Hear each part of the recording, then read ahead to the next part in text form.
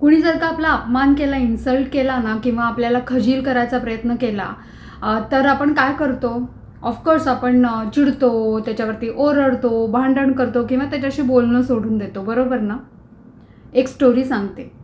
स्वामी विवेकानंद जेव्हा इंग्लंडमध्ये होते तेव्हा त्यांच्या प्रोफेसरांनी त्यांचा भर क्लासमध्ये अपमान करायचं ठरवलं. त्यांनी त्यांना प्रश्न विचारला की जर का तू रस्त्यावरनं चाललायस आणि त्यावेळेला तुला रस्त्यात एक नॉलेज देणारं, विस्डम, शहाणपण, ज्ञान देणारं पुस्तक दिसलं आणि त्याचबरोबर बरेचसे पैसे दिसले, तर तू त्यातलं काय उचलशील? स्वामी विवेकानंदांनी 1 मिनिटाचाही विचार न करता लगेच सांगितलं, मी पैसे उचलेन.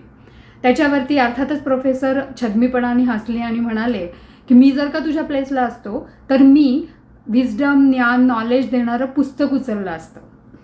यावर स्वामी विवेकानंद हसून शांतपणे म्हणाले, हो बरोबर आहे, माणसाकडे ज्या गोष्टीची कमी असते ना तीच गोष्ट माणूस घेतो. माझ्याकडे ज्ञानाची काही कमी नाही. असं करता आलं पाहिजे नाही. हसत खेळत अपमान करणाऱ्याचेच दात त्याच्याच घशात.